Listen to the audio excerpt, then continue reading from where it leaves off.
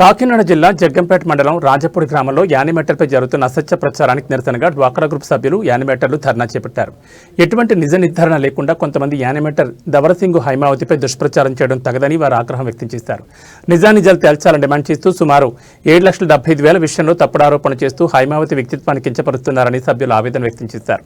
కేవలం మాటలతో నిందలు వేయడం కాకుండా అధికారులు వెంటనే స్పందించి బ్యాంకు లావాదేవీలను పూర్తిస్థాయిలో పరిశీలించారన్నారు.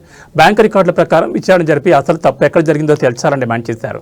బాధ్యులపై చర్యలు తీసుకోవాలని, నిజ నిర్ధారణ కాకుండా తప్పుడు ఆరోపణ చేసిన వారిని, యానిమేటర్ ప్రతిష్టకు భంగం కలిగించిన వారిని చట్టరీత్యా కఠినంగా శిక్షించాలని మహిళలు కోరారు. సకాలంలో అధికారులు స్పందించి ఈ గందరగోళాన్ని తెరదించాలని వారు విజ్ఞప్తి చేశారు. ఈ నిరసన కార్యక్రమంలో secretary CH Sridevi, VOOB Manga Ramalakshmi, NOOB Pathan Satyavathi, SHG Kunisetti Padma, వీరితో పాటు పెద్ద సంఖ్యలో డ్వాక్రా గ్రూప్ సభ్యులు, స్థానిక మహిళలు పాల్గొని హైమావతికి మద్దతు ప్రకటించారు.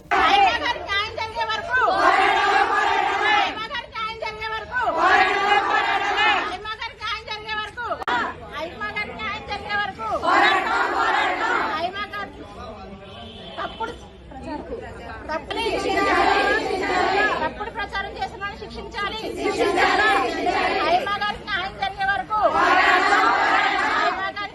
జరిగే వరకు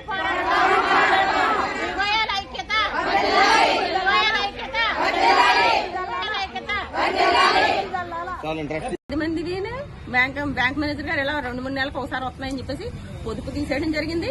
వాళ్ళ బ్యాంక్ అకౌంట్ లో సీజ్ చేయడం జరిగింది. ఇలా చేయగానే అందులో ఒక సభ్యురాలకి ఒక అదేండి హై స్కూల్లో జాబ్ చేస్తాడు, అదే చిన్న జాబ్, అదే కుర్చీ జాబ్. అది ఆవిడకి 10,000 పడుతుందండి. ఆవిడ అకౌంట్ నుంచి డబ్బులు వెళ్ళిపోవడం, ఆవిడ అకౌంట్ సీజ్ చేయడం కూడా జరగడం వల్ల ఆవిడ బ్యాంక్ వెళ్తే అప్పుడు నిజం నిర్ధారణ పడిందండి. మీ గ్రూప్ సరిగా కట్టట్లేదమ్మా, మీరు ఏం చేస్తున్నారు ఇప్పటి వరకును అని చెప్పేసి ఆయన మేనేజర్ గారు అడగ, మేము ప్రతి నెల కూడా ప్రెసిడెంట్కి ఇవ్వడం జరుగుతుందండి, ఆవిడ ఎందుకు కట్టట్లేదో మాకు తెలియస్తారని చెప్పేసి అంటే మేనేజర్ గారు, మీరైతే ఇంటికి వెళ్ళి మీ ప్రెసిడెంట్ని తీసుకుని బ్యాంకు రావడమా లేదంటే హైమ గారి దగ్గరికి వెళ్ళడమా వెళ్ళి తేల్చుకుంటండి అమ్మ అన్నారు. వాళ్ళు వచ్చారండి నా దగ్గరికి. రాగానే నేను అన్నాను, అమ్మ మీరిద్దరికి కాదు మొత్తం 10 మంది రండి, ప్రెసిడెంట్ని తీసుకుని 10 మంది రండి. అప్పుడు నేను 10 మందికి మీరు ఎన్ని నెలలు కట్టారో ఎన్ని నెలలు కట్టలేదో మీరు ఏమైనా రాయించుకుని బుక్స్ అంటే తీసుకురండి, నేను మీటింగ్ పెట్టి చెప్తానన్నాను. ఇలా అంటే వాళ్ళు ఏం చేశారంటే మళ్ళీ 10 మంది కలిసి బ్యాంక్ వెళ్ళిపోవడానికి నిర్ణయించుకున్నారు. నా దగ్గరికి రాలేదు వాళ్ళు.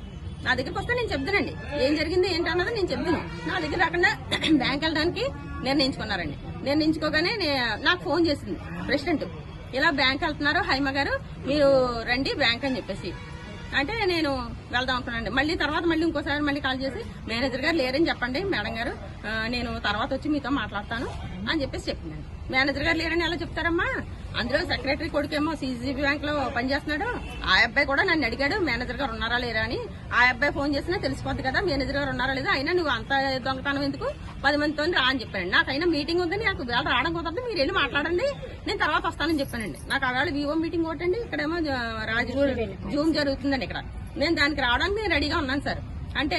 అయితే వాళ్ళేమో ఏం చెప్పారంటే ఒకసారి రండి మళ్ళీ వెళ్ళిపోతారు కానీ అనేటప్పటికీ నేను హడావుడిగానే వెళ్ళానండి. వెళ్ళేటప్పటికి అక్కడ ఆవిడ ఒక్కతే ఉంది. ఆవిడ ఒక్కతే ఉంటే, అదే బేబీ నువ్వు ఒక్కదాని ఉన్నావేంటి, 10 మంది మరి ఏరియా అని అడిగితే 10 మంది వెనకాల వస్తారండి, ఈ లోపల నేను మేనేజర్తో కొంచెం మాట్లాడుకునేది ఉందండి, మీరు నాతో రండి అని చెప్పి తీసుకెళ్ళింది సార్. తీసుకెళ్తే నేను వెళ్ళడం జరిగిందండి. వెళ్ళగానే అక్కడికి వెళ్ళిన వెంటనే మేనేజర్ గారితో, బాబు నేనే వాడుకున్నానండి మొత్తం డబ్బులన్నీ, ఒక 2 వారం రోజుల్లో కట్టేస్తాను సార్, మీరు మా గ్రూప్ వాళ్ళతో చెప్పకండి అని చెప్పేసి మేనేజర్ గారిని అడగడం జరిగిందండి. మేనేజర్ గారు అన్నారు, అదేటమ్మా 10 మంది డబ్బులు నువ్వు వాడుకోవాల్సిన పని ఏంటి, నువ్వు వాడుకోవడానికి నీకేం రైట్స్ ఉన్నాయని చూసి మేనేజర్ గారు అడిగారండి. ఈ లోపల గ్రూప్ వాళ్ళు వచ్చారు. గ్రూప్ వాళ్ళు రావడం చూసి మేనేజర్ గారు బెంచ్ కిందకైనా అది కుర్చీ వెనకాలకి దూరిపోయి భయపడిపోయి దూరిపోయిందండి ఆవిడ. అంతేగాని మేనేజర్ గారు కాళ్ళు పట్టుకోలేదు ఆవిడ. బెంచ్ కిందకని కుర్చీ కిందకి మీ సీసీటీవీ ఫోటోస్ కావాలంటే నేను పెట్టమంటానండి, మీరు చూసుకుందరు కానీ అలా భయపడిపోయి దూరిపోయిందండి. భయపడిపోయి ఎప్పుడైతే దూరిందో అక్కడ ఉన్న ఆనందను ఆవిడ లక్ష్మణ్ ఉన్నారు కదా అక్కడే ఉన్నారు వాళ్ళు, అవన్నీ చూస్తున్నారు. వాళ్ళు వచ్చి అమ్మాయి అలా దూరకూడదు రండి అని చెప్పేసి కుర్చీలో కూర్చోబెట్టడం జరిగిందండి. కుర్చీలో కూర్చోబెట్టగానే ఈ లోపల 10 మంది వచ్చారండి. 10 మంది వస్తే మేనేజర్ గారు వాళ్ళని అడిగారు, ఇప్పటివరకు మీరు ఎందుకు చూసుకోకపోవడం పనేటి, మీకు చూసుకోవాలి కదా, ప్రతి నెల మీరు కట్టారో లేదో మీరు ఆవిడని అడగాలి కదా, మీరు ఆవిడకి ఇచ్చేయడం ఏంటి అని చెప్పేసి అడిగారండి. అడిగేటప్పటికి ఈ లోపల నాకు ఫోన్ వస్తున్నాయని, సార్ కొంచెం వాళ్ళకి స్టేట్మెంట్ ఇచ్చేసి మీరు అదేదో నాకు ఇంటికి పంపించండి, అదొకటి తప్పైందండి, నేను అదే ఒకటే తప్పు, స్టేట్మెంట్ ఇవ్వండి సార్, నేను ఇంటికి వెళ్ళిన తర్వాత మీటింగ్ అయితే నేను అన్ని వివరంగా చెప్తాను సార్ అని చెప్పేసి నేను వచ్చేసానండి. నేను జగ్గంపేట, నేను ఎప్పుడైతే జగ్గంపేట వస్తానో ఆవిడకి అవకాశం దొరికిస్తుంది, నేను ప్రతి నెల హైమ గారికి ఇచ్చేసాను కట్టమని అని చెప్పేసి ఒక మాట సభ్యులతో చెప్పేసిందండి. సభ్యులతో చెప్పేగానే ఈ లోపల వాళ్ళు ఇంటికి వచ్చేటప్పటికి నాకు ఫోన్ చేసిందండి. ఫోన్ చేసి హైమా నేను కృపాశక్తి మహిళా సంఘంలో డబ్బులు కాజేశానని చెప్పేసి ఆవిడ నా మీద అభియోగం పెట్టిందండి. కానీ అదంతా అబద్ధం అండి. ఆవిడే వాడేసుకునే ప్రతి నెల సభ్యులు తీసుకెళ్లి ఆవిడకే ఇచ్చేవారు సార్. ఆవిడకే ఇస్తే ప్రతి నెల ఆవిడే తీసుకునేదండి, కట్టేది కాదండి. అయితే మేనేజర్ గారు మాకు ఫోన్ చేసేవారండి, పలానా గ్రూప్ ఓడీలో వచ్చిందమ్మా కొంచెం చూడండి, 2-3 నెలల దగ్గర నుంచి కడతాలేదని చెప్పేవారండి. అయితే నేను ఫోన్ చేసేదాన్ని ఆవిడకి. ఫోన్ చేస్తే అమ్మ బేబీ ఇలా ఓడి వచ్చిందంటున్నారు, నువ్వేమో ప్రతి నెల సరిగా కట్టట్లేదని చెప్పేటప్పటికి ఒకళ్ళిద్దరు ఇవ్వలేదు మేడం గారు, వాళ్ళు ఇవ్వగానే నేను తెచ్చి కట్టేస్తానండి అనేది. అలా తెచ్చి కట్టేస్తానని తోటి ఒకసారి అలా 2 రోజులు పోయిన తర్వాత డబ్బులు తెచ్చిదండి. డబ్బులు తెస్తే అమ్మ నేను రాసిచ్చేస్తాను వెళ్ళి కట్టుకోండి అని చెప్పేసి బ్యాంక్ లో కట్టుకోండి అని చెప్పగానే నాకు ఖాళీ లేదండి, నేను వేళ ఊరు వెళ్తున్నాను, అది వెళ్తున్నాను, ఇది వెళ్తున్నాను, కొంచెం కట్టిపెట్టండి మేడం గారు అంటే కట్టేసి రిసిప్ట్స్ బుక్స్ కూడా ఆవిడకి అప్పించేసేదానండి నేను.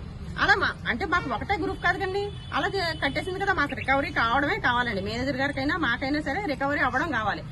మళ్ళీ అది పుచ్చుకోకపోతే ఎక్కడ మిస్యూజ్ చేస్తుందో అని చెప్పేసి నేను పుచ్చుకుని కట్టి ఆవిడకి రిసిప్ట్ ఇవ్వడం జరిగేదండి. అప్పుడు ఆవిడ ఇచ్చినప్పుడు అలానే. అయితే నేను ఇచ్చినప్పుడు అలా కట్టాను తప్ప ప్రతి నెల కూడా ఏమా మరి ఎందుకు రావట్లేదు అని అడిగిదానండి. మేనేజర్ గారు 10 మందిని తీసుకురమ్మన్నారు బ్యాంక్ కి, ఆయన మాట్లాడతారంటే ఒకవేళ నీకేమైనా ప్రాబ్లం ఉంటే 10 మందిలో నీకేమైనా కట్టలేని వాళ్ళు ప్రాబ్లం ఉంటే 10 మందిని తీసుకుని బ్యాంకుకి రా అని చెప్పేసి 2 సార్లు మేనేజర్ గారితో కూడా నేను ఫోన్ చేయించానండి. ఆవిడ మేనేజర్ గారితో కూడా అలాగందండి, మా వాళ్ళు లేరండి, కొంతమంది హైదరాబాద్ లో లేరు, కొంతమంది ఊళ్ళో లేరండి, మేనేజర్ గారు నేను వసూలు చేసి నేను కట్టేస్తానండి, 10 మందిని అక్కడ తీసుకురావక్కర్లేదండి అని చెప్పేసి ఆవిడ చెప్పేశారు. అదే మాట చెప్పిందండి ఆవిడ. మేనేజర్ గారికి చెప్పినప్పుడు నేనండి ఊళ్ళో మీటింగ్ ఎలా పడతానండి. ఇప్పుడు ఒక గ్రూప్ ఉంది సార్, ఒక గ్రూప్ ఉంటే అందులో 10 మంది కట్టట్లేదు సరిగా, ఒక 4-5 కట్టట్లేదు. వీళ్ళు ఏం చేయాలి, మేము ప్రెసిడెంట్ కి యాజ్ ఎ ప్రెసిడెంట్ కి మాత్రమే మేము ఫోన్ చేస్తాం, అందులో సభ్యులకు ఫోన్ చేసి ఇది ఉండదు మాకు.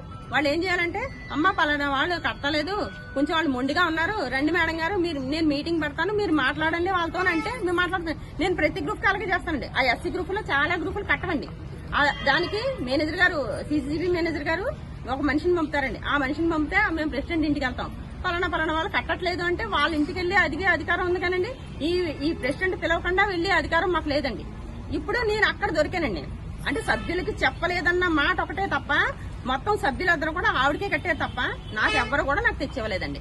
ఇప్పుడు నేను అడిగినప్పుడల్లా ఆవిడ తెచ్చి కట్టింది తప్ప నేను మాత్రం ఆవిడ దగ్గర నేను ఎప్పుడు తీసుకోలేదండి. అది జరిగింది.